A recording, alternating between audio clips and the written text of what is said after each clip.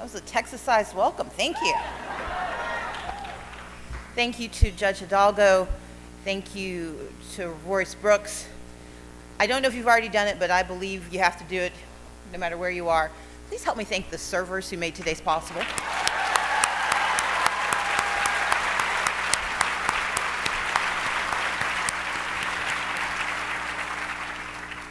Last night, my assistant Chelsea and I were on our way here. This has been a bit of a week for me. Started out in Seattle, went to Detroit, DC, New York. Yeah, my travel agent sucks. Got to go back home to Atlanta a couple of times for a few hours.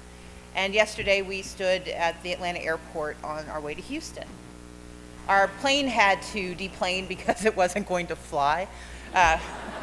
Luckily, they figured it out before we took off, so yay, Delta. And so we deplaned, and we're standing waiting for our new gate assignment. And this woman walks up to me, a sturdy woman who had on a t-shirt and a smile, and she looked at me and said, "I'm with NDWA, the National Domestic Workers Association." She said, "I knocked on doors for you. I traveled the state for you, and I know we won that election."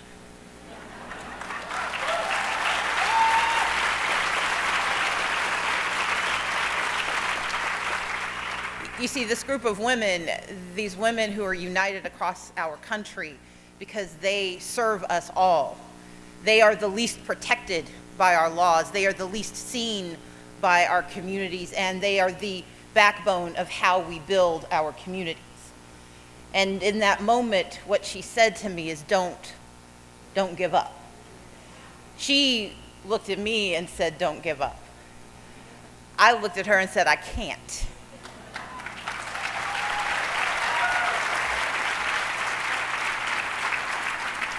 Because I'm here to tell you a secret that makes Breitbart and Tucker Carlson go crazy.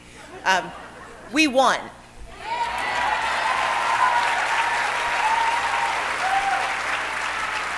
Now, I am not delusional. I know I am not the governor of Georgia. Possibly yet.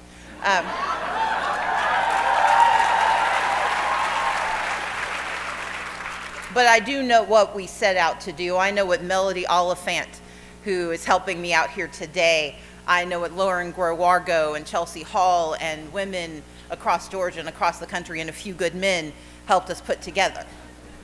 Because you see, we ran an election that wasn't about making me governor. We ran an election that was about changing the way we saw our state. We ran an election that said that you could center communities of color. You could talk about marginalized communities. You could speak to people in languages other than English and believe that you could be heard.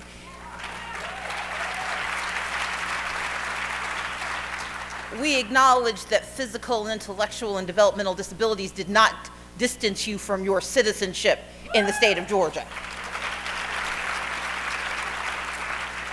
And we built a campaign that said we could talk about you and think about you and lift up your voices and still be in communion and coalition with everyone else. And the thing of it is, it worked. In 2014, 1.1 million Democrats cast a ballot for governor of Georgia. In 2018, it was 1.9 million.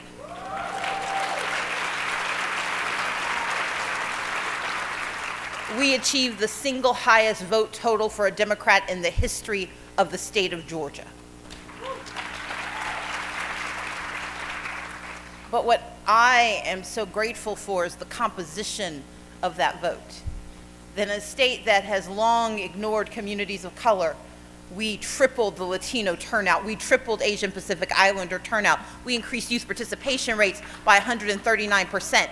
And we got more black people to vote than they thought possible, because you see, in 2014, as I said, 1.1 million Democrats voted. In 2018, 1.2 million black people voted for me.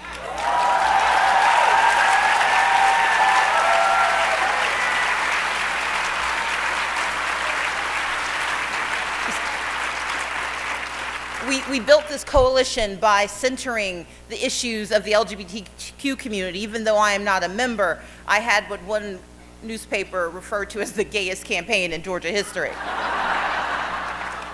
And I said, thank you. We had Muslims and Jewish members who stood shoulder to shoulder and defended the rights of religious freedom. True religious freedom, not the freedom to oppose and oppress other religions.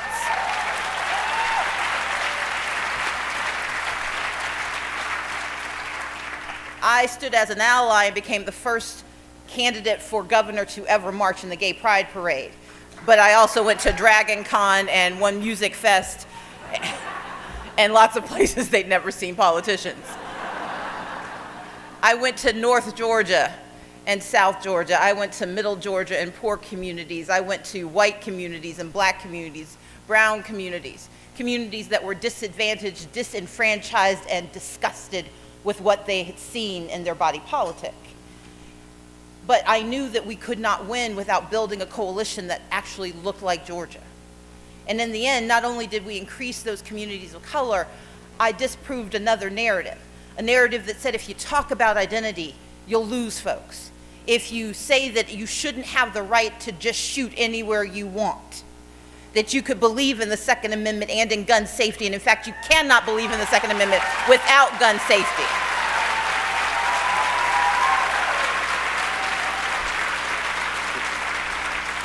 You see, I'm from the South. I know how to shoot. But as my great-grandmother told me, she said, number one, you don't point a gun at anybody, and number two, you're responsible for what happens.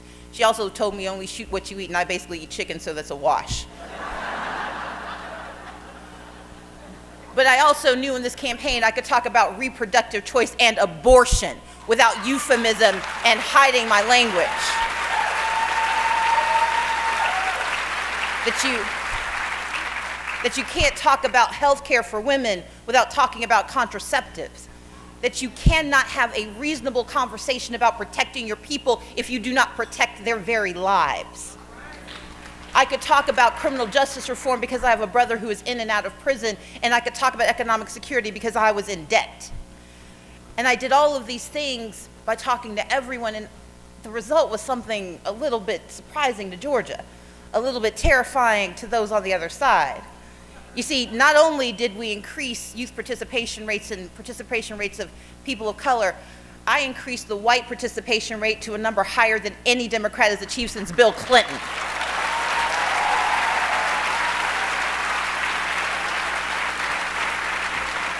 Now, so what does that mean for Texas? It means that we won. Now, putting aside the voter suppression by a cartoon villain who believes his only way to win is to cheat,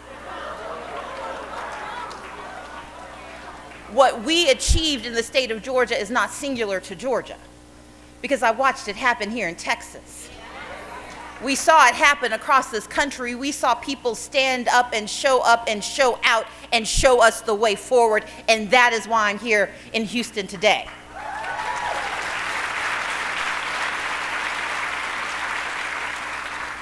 Because we know they're scared. They can count the same way we can. There are more of us than there are of them, and we're getting stronger every day.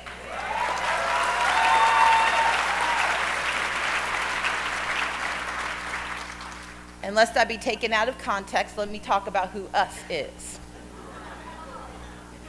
Us refers to the people in our country and in our states, and certainly in the Deep South, who believe that the right to vote is actually a right and not a privilege.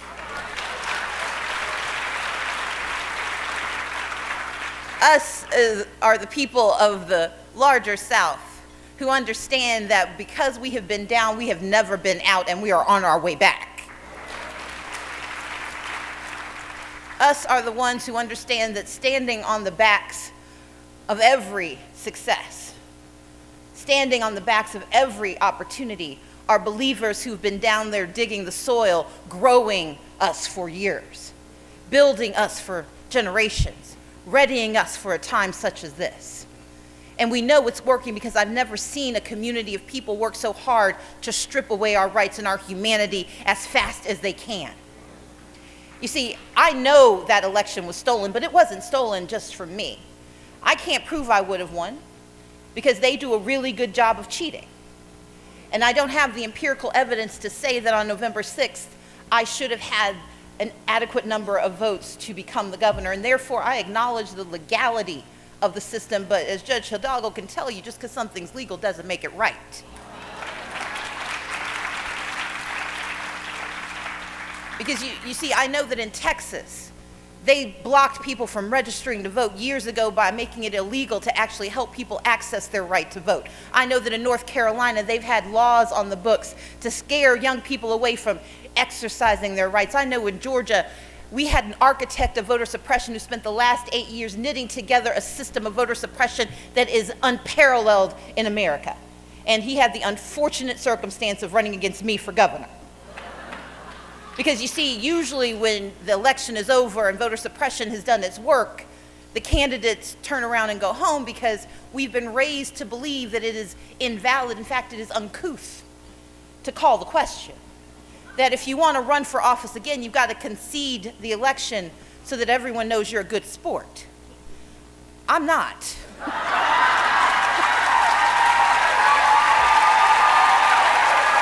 I'm not.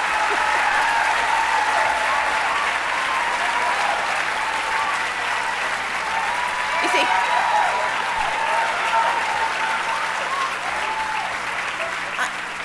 I'm not a good sport in a game that is rigged against the people. I am not a good sport when you tell poor women that they should just get used to being down there because they'll never get up. I'm not a good sport when you tell me that because someone comes from another nation that their humanity and their citizenship has to be in question every day of their time here.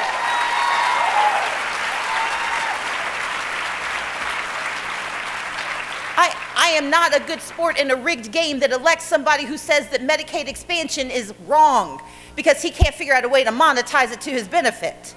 I'm not a good sport when you are willing to spend $150 million to purchase a voting machine you know won't work. I will not play in that game, so no, I am not a good sport.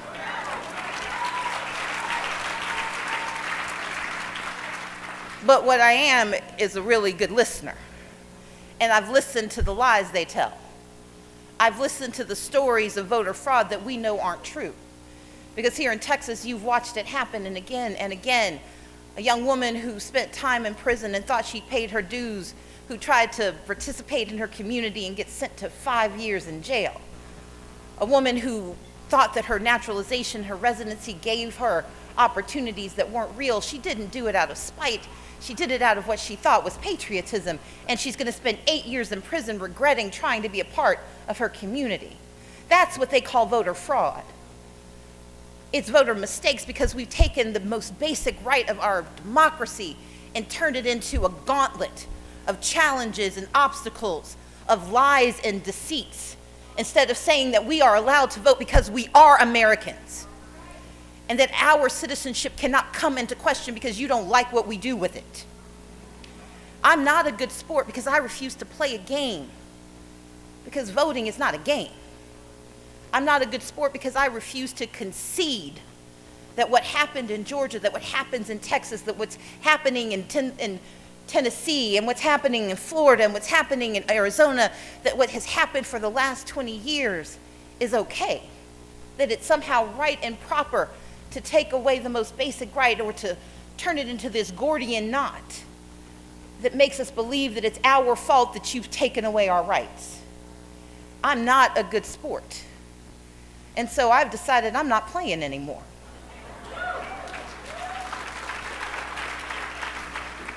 Instead, on November 16th, in the face of questions of what the outcome of this election would be after 10 days and 50,000 phone calls from Georgians telling us about how their rights were stripped away, how 1.5 million people were purged, 214 precincts were closed, 53,000 people were put on an exact match list, 90% of whom were people of color.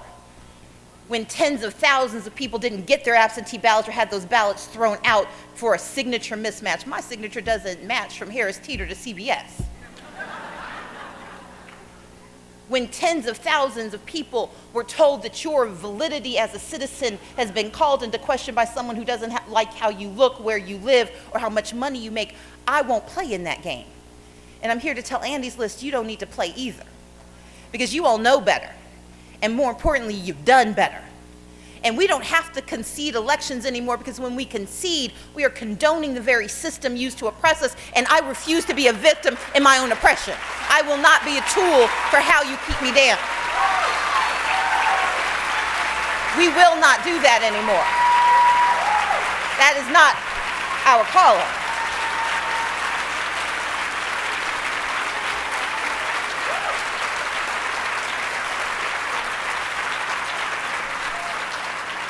Instead of being a tool of my own oppression, I intend to be a tool for change. And so I've launched Fair Fight Action, an organization whose sole purpose is making sure that we restore the integrity of our electoral system. And I've launched Fair Count, because you see, while we're fighting against voter suppression, they're over on the other side also working to erase a lot of us from the story altogether. Because the US Census is the only way every 10 years we know who's here. And that is why they are working so hard to make sure that we don't get counted. It began with the citizenship question. But before that, you had a Census Bureau administrator who refused to do the work because he was underfunded, under-resourced, and undermined. They've just agreed quietly to close down the 37,000 census question I'm trying to remember the name of the organization, but they have these little places you can go if you have a question about your census. There were 37,000 of them in 2010. As of 2020, there will be 0. This is a census project that's going to launch in mid-March and end by mid-April. And then they're going to have enumerators who go out between April and August to collect all the rest. They're moving 45% of the census online, knowing that in communities of color, in poor communities, in low-income communities, in immigrant communities, you don't have access to the internet, because they want to erase us from the narrative. And why this matters to Annie's List is that if we are erased from the narrative, we're also erased from redistricting. We're erased from the resources that can come and lift up these communities and make them stronger and more resilient and more likely to participate in our process. And so we've started Fair Count, because we're not going to let them win at that either. And I'm here to talk to Annie's List because I have 3 things I need you to do. Number 1, I need you all to continue the work you were doing to educate. Say educate. Y'all got to say it louder than that. Y'all know better. Say educate. Educate. We are in a state of crisis. They are trying to erase our democracy, corrode it so much so that we stop believing in it, because they know that that's the only way to hold on to the power they have. And we've got to tell the truth every day and twice on Sunday. But the problem is, we tell the truth once, and when people don't say amen, we stop talking. They tell the lie so often it sounds like the truth, and sometimes we even think it's real.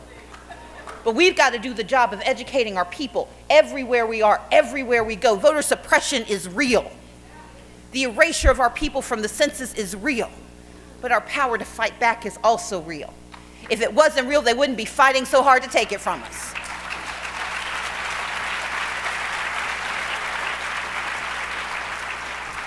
In this room are some of the most powerful people, not just in Houston, not just in Texas, not just in the South, but in the nation. You've got Instagram accounts and Twitter accounts and Facebook accounts, and you actually have things called phones that actually make calls to other people. You've got email, and you've got access to the media, and we have to tell the story of what is happening to our people over and over again, not once or twice, and when they don't pick it up, we stop talking about it. It may not make it to Morning Joe. It may not show up on The Last Word, but if it can show up in the Houston Chronicle, then we've made some progress. And if it can show up on the local radio stations, and when they hear you calling in, when they hear you telling the truth, then people who think it was their fault that they got erased from the rolls realize, well, no, it's not me, it's them. Because voter suppression is most insidious when it convinces you that you're at fault, that this vast system is just this neutral thing, and that if a mistake is made, it must be your fault. But we've got to fight back, because those who don't know to be in this room need you to educate them about how important it is that they're in every room, everywhere. That is what I need you to do. Say educate. Next, I need you to activate. Say activate. Now, I know you all raised a whole lot more money than was showing up on that thermometer. And no, I know they will, because they're way too excited not to give you all the money you need. And the reason you're investing is that activating means that we have to have proxies and avatars and people stepping forward to take these offices and take back power and expand that power and share that power. You see, every time someone gets mad at me and says, well, you shouldn't say you won or you should have conceded because you're eroding our democracy, I respond that no, I'm a candidate. If I get to get the job, then my job is to do the work. I'm not mad because of me. I'm a little bit mad because of me. But I'm mostly angry for the millions of people who didn't get to have their voices heard at all. Because this isn't about me. This is about they. This is about us. This is about our communities and voters who stood up for the first time, a domestic worker who took time off of her $5.15 per hour job to knock on doors for me. Because she knew it wasn't about me, it was about the issues that mattered to her family. It was about finally getting access to health care because we have the worst Medicaid system in the state, in the country, in Georgia. It was about making sure that her minimum wage would go from $5.15 an hour to something that could actually be lived on in the United States of America. She wasn't voting for me, she wasn't working for me, she was working for herself, but she has to know that she's been activated. And everyone in this room is capable of activating even more. Activating candidates for office, but also activating fighters for justice. And don't wait for them to show up because you saw it on MSNBC. You've got to go and ask. And not just the person standing next to you in line, but going down that street that you never go down because you don't know who lives there and you don't want to find out. Because we win elections not by going back to the people we already like, but by talking to people we don't know that we're afraid of, that we're mad at. You see, I lived in Texas for a year, and I can tell you, y'all got enough people to win everything every time. This isn't a matter of if, it is a matter of when. But the win only happens when we go and believe that persuasion is not just about telling each other the stories we know. It's about activating those who don't think they're in the story at all. Because while the census may be the largest construct to erase us from the narrative, Texas has been doing it for a long time. But you all know better. And I'm here to ask you to activate yourselves to do better. To understand that persuasion targets aren't transferring and transforming those who don't agree with us into people who do. Because my parents are ministers. I don't believe in conversion like that. I watch them convert people's souls. That's hard work and it takes a long time. And your proof of concept is only way later. I believe in convincing. I believe in reaching out to people who need our help now, who need to know their own power now, who need to be activated now. People who never show up at these meetings because they are working the second or third job just to put food on the table. Those are the ones who need to hear from us. And so as Annie's List continues to recruit and train, those who have been recruited and trained, those who come to support that work have to go out into the communities and find those people and talk to them about their value, talk to them about their responsibility, and not as a chastisement for why they haven't done it before, but as a call to action because we know we can do it again. You need 9 seats in 2020, y'all can get that done. Because if you activate those folks, those 9 seats in those communities, those pockets that we don't go down into, the people we don't persuade, those are people who are ripe for the taking because they don't need to be persuaded to agree change is necessary. They just need to be persuaded that they are the change we need to see. That is our opportunity.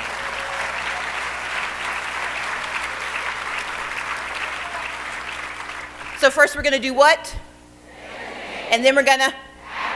And then we're going to do my third point, which is my favorite, and that's agitate. Say agitate.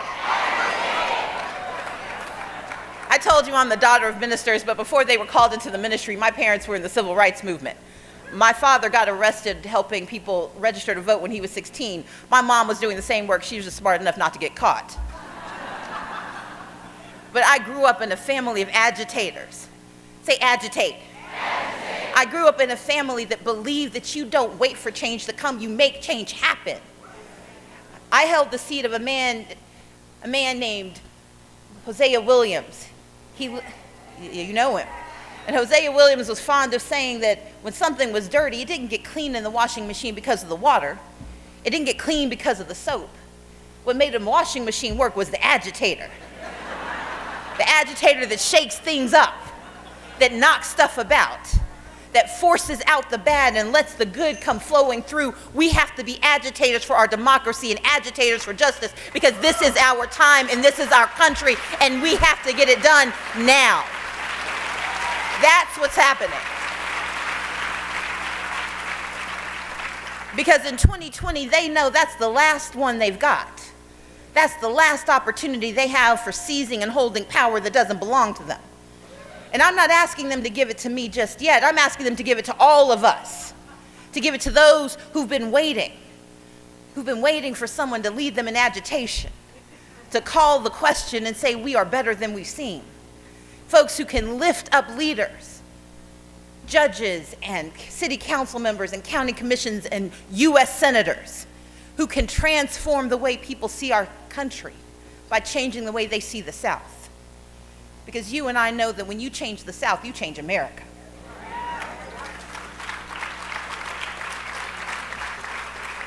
But we won't get the change we seek until we're willing to agitate the dickens out of everyone who stands in our way. And so I'm here today to say thank you to Andy's List for what you're doing. I'm here to say to all of you, give them more money so they can keep doing it. But most importantly, I'm here to call on you to join me. First, by doing what? And then I need you to, and third, I need you to, and if you get that done, we can vacate and get the work done. Thank you so much.